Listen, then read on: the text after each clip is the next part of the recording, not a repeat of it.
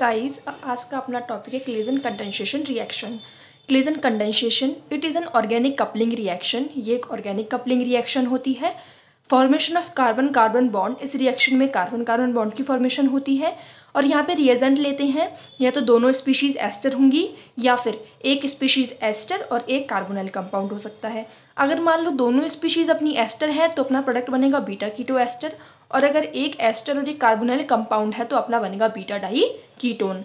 एक एग्जांपल ले लेते हैं अपन, जैसे CH2C11O OR- plus RCH2C11O OR-। यहाँ पे अपन देख रहे हैं कि दोनों एस्टर क्या है, सेम है। तो इस रिएक्शन में अपन को सबसे पहले क्या चाहिए होता है, एक तो बेस, ठीक है, सॉरी ये रिएजेंट नहीं रिएक्टेंट बोलते हैं इसको, ये हो जाएगा रिएक्टेंट, ठीक है। तो यहाँ पे अपन रिएजेंट में बेस लेते हैं पहला तो, और दूसरा लेते हैं यहाँ पे कोई भी एक्वस एसिड। अब ये जो एक्वस एसिड है इसमें हो सकता है H3O+ या फिर सल्फ्यूरिक एसिड H2SO4, या फिर हो सकता है H3PO4 फॉस्फोरिक एसिड, ठीक है। और यहाँ पे हमारा क्या बनेगा, प्रोडक्ट।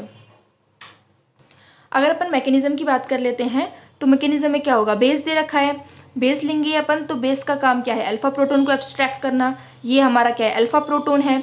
तो बेस हमने यहाँ पे ले लिया NaOR-। यहाँ पे ये जो एल्कोक्सी ग्रुप होता है उसी के कोरिस्पॉन्डिंग क्या लेते हैं हम लोग, यहाँ पे बेस लेते हैं। ये बेस इस प्रोटोन को यहाँ से एब्स्ट्रैक्ट करेगा और ये हो जाएगा CH2- C⋯O OR-। ठीक है। अब यहाँ पे ये नेगेटिव चार्ज जो है ये रेजोनेंस स्टेबिलाइज्ड है, तो यहाँ पे बन जाएगा R, ये बॉन्ड, ये बॉन्ड, ये O- और ये हो जाएगा OR-। ठीक है। ये क्या बन जाएगा अपना इनोलेट एनायन।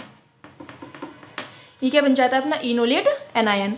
जो इनोलेट एनायन है इसमें ये जो इनोलेट एनायन है अपना, ये किस पे अटैक करता है, जो दूसरी हमारी स्पीशीज़ है उस पर। अब अपन को पता है कि ये जो डबल बॉन्ड है इसमें क्या है, बहुत ज़्यादा पोलैरिटी होती है, तो ये वाला डबल बॉन्ड इधर साइड ब्रेक हो जाएगा, यहाँ पे नेगेटिव चार्ज और यहाँ पे बन जाएगा पॉजिटिव चार्ज। मतलब ये क्या बन गई अपनी इलेक्ट्रोफिलिक साइट। अब यहाँ पे क्या होता है, ये जो O- पे जो इलेक्ट्रॉन डेंसिटी है वो इधर की साइड मूव करती है, और ये डबल बॉन्ड इधर की साइड ब्रेक होता है, यहाँ पे आ जाता है नेगेटिव चार्ज, और ये क्या करता है, ये जो साइमल्टेनियसली अटैक करता है इस पे। तो अब हमारा क्या बनेगा, ये R एज इट इज़ रहेगा, ये CH2, ये O-, ये OR-, ये O- और ये OR-। फिर यहाँ पे इस कार्बन से ये वाला कार्बन जुड़ जाएगा, ये कार्बन जुड़ गया, इस कार्बन से ये कार्बन जुड़ रहा है, जिससे एक तरफ जुड़ रहा है C⋯O और एक तरफ जुड़ रहा है OR-। इधर की साइड क्या जुड़ रहा है, R, तो ये हो जाएगा हमारा R। फिर थर्ड स्टेप में यहाँ पे क्या होता है, कोई भी एक्वस एसिड आता है, एक्वस एसिड आता है। ये क्या, अब इस एक्वस एसिड की प्रेजेंस में क्या होता है, ये जो नेगेटिव चार्ज है वो इधर की साइड मूव करता है और ये OR- यहाँ से निकल जाता है। अपन को पता है कि OR- क्या होता है, ये गुड लीविंग ग्रुप होता है, तो ये निकल जाता है यहाँ से। तो यहाँ पे बन जाता है ये R एज इट इज़ रहता है, ये CH2, ये C⋯O, ये R एज इट इज़, ये डबल बॉन्ड O, और ये हो जाता है OR-। और यहाँ से रिएक्शन में साथ के साथ निकल जाता है, ये R-O है, O- है, और यहाँ पे एक्वस एसिड प्रेजेंट है, तो साथ में रिएक्शन मीडियम में क्या होगा अपना H+, ये H+ यहाँ पे से जुड़ जाएगा और बन जाएगा R-OH। अब अपन ने देखा कि ये तो क्या है अपना एस्टर ग्रुप है, ये एस्टर की अल्फा पोजीशन है और ये एस्टर की बीटा पोजीशन है। बीटा पोजीशन पे क्या जुड़ा हुआ है, कीटो, तो ये क्या हो जाएगा बीटा कीटो, और ये एस्टर है तो इसलिए क्या हो जाएगा एस्टर, इसीलिए हम इसको क्या बोलते हैं, बीटा कीटो एस्टर। जैसा कि हमने स्टार्टिंग में ही बोला था कि जब दो एस्टर होते हैं तो प्रोडक्ट क्या बनता है, बीटा कीटो एस्टर। तो दोनों एस्टर थे, हमारे यहाँ पे प्रोडक्ट क्या बन जाएगा, बीटा कीटो एस्टर। अब ये जो रिएक्शन होती है इसमें कुछ रिक्वायरमेंट्स होती है, मतलब इस रिएक्शन को कराने से पहले कुछ बातें हमको याद रखनी होती है। सबसे पहली है कि एटलीस्ट, पहली रिक्वायरमेंट है हमारी कि एटलीस्ट वन रिएक्टेंट स्पीशीज कैसी होनी चाहिए, इनोलाइजेबल। अब वो इनोलाइजेबल कब होगी, जब उसके पास में क्या प्रेजेंट होगा, अल्फा हाइड्रोजन प्रेजेंट होगा, ठीक है। क्योंकि अल्फा हाइड्रोजन प्रेजेंट होगा तो बेस क्या करेगा, उसको डिप्रोटोनेट करेगा और ये H+ यहाँ से निकल जाएगा और इनोलेट फॉर्मेशन हो जाएगी। तो सबसे पहली रिक्वायरमेंट क्या है कि कम से कम एक रिएक्टेंट स्पीशीज ऐसी होनी चाहिए जिसके पास में क्या हो, अल्फा प्रोटोन। दूसरी रिक्वायरमेंट क्या होती है यहाँ पे कि बेस जो है वो नॉन न्यूक्लियोफिलिक नेचर का होना चाहिए, बेस नॉन न्यूक्लियोफिलिक नेचर का होना चाहिए, नॉन न्यूक्लियोफिलिक नेचर का होना चाहिए। अब नॉन न्यूक्लियोफिलिक नेचर से मतलब क्या है, नॉन न्यूक्लियोफिलिक नेचर से मतलब क्या है कि वो एज अ न्यूक्लियोफाइल रिएक्शन में वर्क नहीं करना चाहिए, एज अ न्यूक्लियोफाइल रिएक्शन में वर्क नहीं करना चाहिए। क्यों, इसका रीज़न ये है, मैं बताती हूँ आपको, कि अगर मान लो उसने एज अ न्यूक्लियोफाइल वर्क किया, अब मान लो कोई ऐसा बेस है जो एज अ न्यूक्लियोफाइल वर्क कर रहा है, तो वो क्या करेगा, साइड प्रोडक्ट दे देगा। जैसे कि अब हमारे पास में रिएक्टेंट ये था R, ये CH2, ये C डबल बॉन्ड O और ये OR डैश, यही था, ठीक है। अब यहाँ पे क्या होता है कि न्यूक्लियोफाइल आया, हमारा बेस है जो कि एज अ न्यूक्लियोफाइल वर्क कर रहा है, तो वो क्या हो गया, अब न्यूक्लियोफाइल हो गया। तो ये यहाँ पे क्या होता है, अपन ने पहले ही बोल रखा है कि ये डबल बॉन्ड में पोलैरिटी होती है, तो ये वाले डबल बॉन्ड की इलेक्ट्रॉन डेंसिटी इधर की साइड शिफ्ट कर जाएगी, यहाँ पे आ जाएगा पॉजिटिव चार्ज और ये न्यूक्लियोफाइल यहाँ पे अटैक कर देगा। तो ये क्या हो जाएगा, RCH2, ये OR डैश, ये O माइनस, और यहाँ पे क्या आ जाता है, ये न्यूक्लियोफाइल, ठीक है। मतलब ये थोड़ा गलत अरेंज हो गया, मैं इसको ऐसे अरेंज कर लेती हूँ, ये गलत तरीका है। R, ये ये CH2, ये O माइनस, ये OR डैश, और यहाँ पे ये आ गया न्यूक्लियोफाइल, ठीक है, सॉरी ये आ गया न्यूक्लियोफाइल। अब नेक्स्ट स्टेप में क्या होता है, ये O माइनस जो है वो इधर की साइड वापस जाता है और ये OR डैश यहाँ से निकल जाता है, क्योंकि अपन को पता है OR डैश क्या है, गुड लीविंग ग्रुप होता है, तो ये यहाँ से निकल जाता है और हमारा प्रोडक्ट बन जाता है R, ये इस तरीके से, ये डबल बॉन्ड O और ये बन जाता है न्यूक्लियोफाइल। तो ये क्या हो गई, न्यूक्लियोफिलिक सब्स्टिट्यूशन रिएक्शन, ये क्या हो गई, न्यूक्लियोफिलिक सब्स्टिट्यूशन रिएक्शन। दूसरी पॉसिबिलिटी क्या है कि ये जो न्यूक्लियोफाइल है वो इस तरीके से अटैक कर सकता है कि ये अपन ने ले लिया RC डबल बॉन्ड O, ठीक है। अब यहाँ पे मान लो कि एस्टर है वही OR डैश, अब ये न्यूक्लियोफाइल आता है, वही ये पोलैरिटी जनरेट हो जाती है यहाँ पे, न्यूक्लियोफाइल यहाँ पे अटैक करता है और हमारा बन जाता है R, ये CH2, ये यहाँ पे आ जाएगा OR डैश, ये O माइनस और ये यहाँ पे आ जाएगा न्यूक्लियोफाइल। फिर अगली स्टेप में क्या होता है कि कोई यहाँ पे मतलब मान लो वाटर आ गया तो वर्कअप हो जाएगा यहाँ पे, ठीक है। तो अब यहाँ पे से इसको क्या मिल गया, रिएक्शन मिक्सचर में से H+ मिल गया। अब ये जो H+ होता है वो यहाँ पे आ जाएगा, इससे जुड़ जाएगा और हमारा प्रोडक्ट बन जाएगा ये OH, ये न्यूक्लियोफाइल और ये OR डैश। तो ये क्या हो गई यहाँ पे, न्यूक्लियोफिलिक एडिशन रिएक्शन। तो मतलब हम देख रहे हैं कि अगर जैसे ही base as a nucleophile work कर रहा है तो यहाँ पे न्यूक्लियोफिलिक सब्स्टिट्यूशन रिएक्शन या फिर nucleophilic addition reaction as a side reaction हो सकती है, इसलिए बेस ऐसा लेना है जो नॉन न्यूक्लियोफिलिक नेचर का हो। तीसरी जो रिक्वायरमेंट है, यहाँ पे तीसरी रिक्वायरमेंट आती है कि जो हमारा बेस जो एस्टर होता है, ये एस्टर है, जैसे अपन ने यही एस्टर लिया है, तो यहाँ पे ये जो एस्टर का एल्कोक्सी ग्रुप होता है, ये क्या है, एल्कोक्सी ग्रुप। ये एल्कोक्सी ग्रुप जो है वो क्या होना चाहिए, गुड लीविंग ग्रुप होना चाहिए। अब गुड लीविंग ग्रुप में कौन कौन से हो सकते हैं यहाँ पे, जैसे कि मिथाइल एस्टर हो, जैसे कि इथाइल एस्टर हो, तो इस प्रकार के एस्टर यहाँ पे होने चाहिए, जिससे OR माइनस जो एल्कोक्सी ग्रुप है वो क्या है, गुड लीविंग ग्रुप हो सकता है, ठीक है। अब यहाँ पे बात कर लेते हैं कि ये जो क्लेजन कंडेंसेशन रिएक्शन होती है ये दो टाइप की होती है, एक होती है सेल्फ और एक होती है क्रॉस को ही अपन मिक्स्ड भी बोल देते हैं। तो सेल्फ क्लेजन कंडेंसेशन और क्रॉस क्लेजन कंडेंसेशन। तो सेल्फ क्लेजन कंडेंसेशन की बात कर लेते हैं। सेल्फ क्लेजन कंडेंसेशन में क्या होता है, दोनों जो अपनी रिएक्टेंट स्पीशीज होती है वो क्या होती है, एस्टर होती है। और बात यहाँ पे याद रखने की ये है कि दोनों एस्टर स्पीशीज क्या होती है, सेम, ठीक है। अब दोनों अगर एस्टर स्पीशीज सेम है तो ऑफकोर्स दोनों स्पीशीज क्या होंगी, इनोलाइजेबल होंगी, मतलब दोनों स्पीशीज के पास में क्या होंगे, अल्फा प्रोटॉन प्रेजेंट होंगे। अब कोई सा भी निकाल लो, बात एक ही है। अपन यहाँ पे ले लेते हैं एक एग्जांपल, जैसे कि CH3 C double bond OOET, ठीक है। अब यहाँ पे अपन बोल रहे कि दोनों एस्टर क्या होते हैं, सेम, तो मैं एक और मॉलिक्यूल ले लेती हूँ इसी का ही, CH3 C double bond OOET। फिर यहाँ पे क्या होता है, फर्स्ट स्टेप में आता है NaOET और एक यहाँ पे आ जाता है हमारा कोई भी एक्वस एसिड, ठीक है। मैंने ले लिया H3O+। तो अब ये है कि प्रोडक्ट क्या बनेगा, ठीक है, तो अब इसकी मैकेनिज्म देख लेते हैं अपन। सबसे पहले यहाँ पे क्या आएगा, बेस NaOET। बेस को क्या चाहिए, अल्फा प्रोटोन। यहाँ पे अल्फा प्रोटोन प्रेजेंट है तो ये यहाँ से इसको लेके जाएगा और ये बन जाएगा CH2 माइनस, ये C डबल बॉन्ड O और ये हो जाएगा OET। अब ये जो निगेटिव चार्ज है ये क्या होगा, यहाँ से रेजोनेंस स्टेबलाइज्ड होगा और ये बन जाएगा,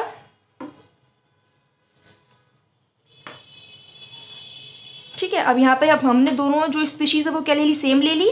बेस आएगा, बेस इसको एब्स्ट्रैक्ट करेगा, ये हो जाएगा CH2 minus C double bond O OET।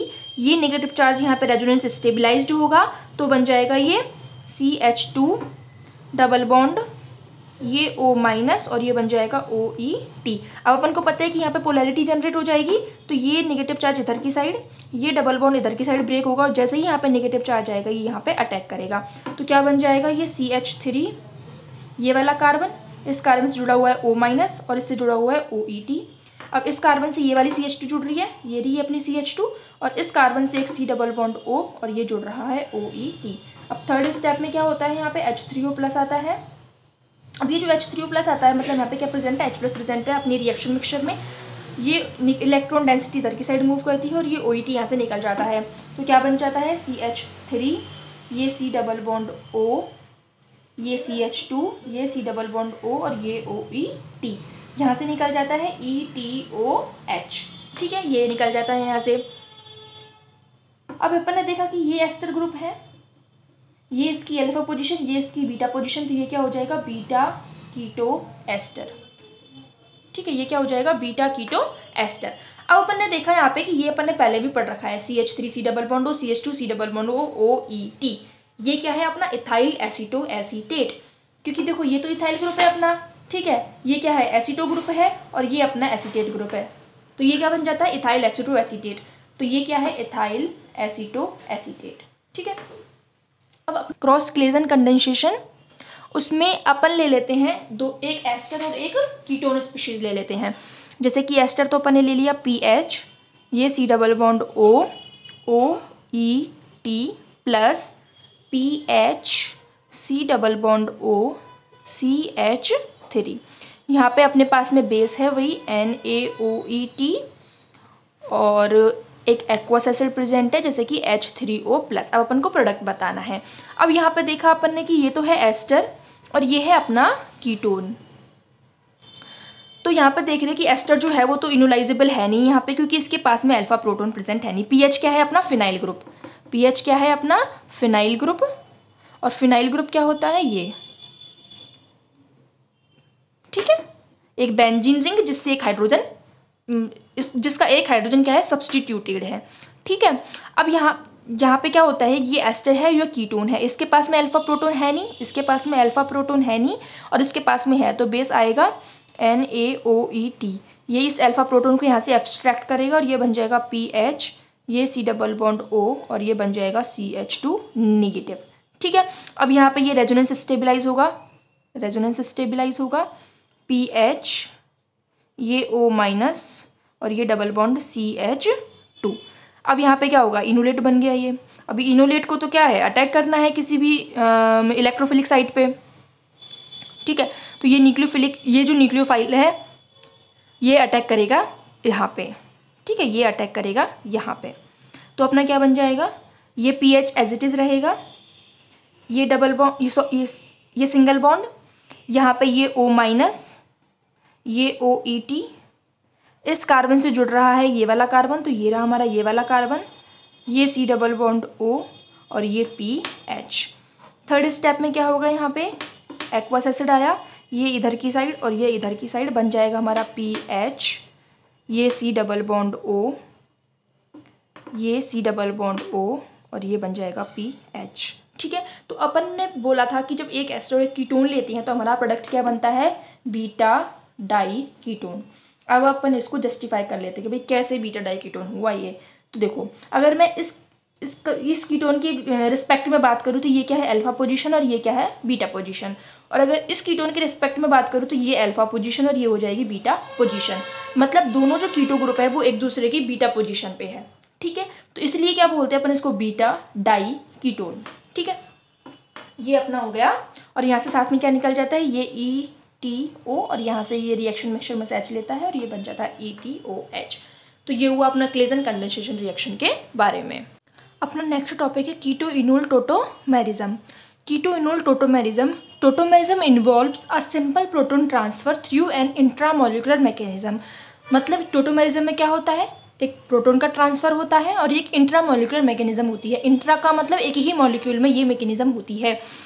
इस कीटो इनोल टोटोमेरिज्म में a carbonyl double bond is broken and an alkene double bond is formed. जैसे कि अब ये कीटो फॉर्म है, कोई भी कार्बोनाइल कंपाउंड है, इसमें ये C डबल बॉन्ड O और इसकी अल्फा पोजीशन पे एक हाइड्रोजन जुड़ी हुई है और यहाँ पे मान लो या तो हाइड्रोजन है या फिर कोई और सब्स्टिट्यूएंट जुड़ा हुआ है, यहाँ पे भी कोई और सब्स्टिट्यूएंट जुड़ा हुआ है। अब यहाँ पे सबसे पहले क्या होता है कि ये जो CH बॉन्ड है ये ब्रेक, यहाँ पे ब्रेक होता है और ये जो C double bond O bond है ये ब्रेक होता है। तो यहाँ पे जो इनोल फॉर्म होती है उसमें एक OH बनता है और एक एल्कीन कार्बन कार्बन बॉन्ड का, यहाँ पे क्या alkene carbon carbon double bond का क्या हो जाता है, फॉर्मेशन हो जाता है। ठीक है, तो अब हम जब स्पेक्ट्रा लेते हैं, मान लो कोई कंपाउंड है, कोई कार्बोनाइल कंपाउंड है, उसका या तो हमने लिए IR स्पेक्ट्रा या फिर NMR स्पेक्ट्रा, तो उस स्पेक्ट्रा में हमें उसकी जो कीटो फॉर्म होती है वो मेनली देखने को मिलती है। ठीक है, और ये जो कीटो फॉर्म होती है इसकी वो थर्मोडाइनेमिकली स्टेबल होती है, इसलिए क्या होती है वो हाईली फेवर्ड। इसको जैसे अब ये एनर्जी प्रोफाइल डायग्राम है किसी कार्बोनाइल कंपाउंड का, तो इसमें कीटो फॉर्म की एनर्जी कितनी कम है और इनोल फॉर्म की एनर्जी ज़्यादा है, तो इसीलिए कीटो फॉर्म क्या होता है, थर्मोडाइनेमिकली स्टेबल होता है। ठीक है, अब ये जो कीटो इनोल फॉर्म में मैंने आपको एरो बैकवर्ड डायरेक्शन में ज़्यादा दिखाया है। इसका मतलब क्या है कि जो कंपाउंड है वो जनरली किस में प्रेजेंट होता है, कीटो फॉर्म में ज़्यादा प्रेजेंट होता है इन ऑर्डिनरी कंडीशंस। अगर हम लोग यहाँ पे कोई एसिडिक कंडीशन ले लेंगे, कोई बेस कंडीशन ले लेंगे, तो फिर ये इक्विलिब्रियम यहाँ पे वेरी कर सकता है।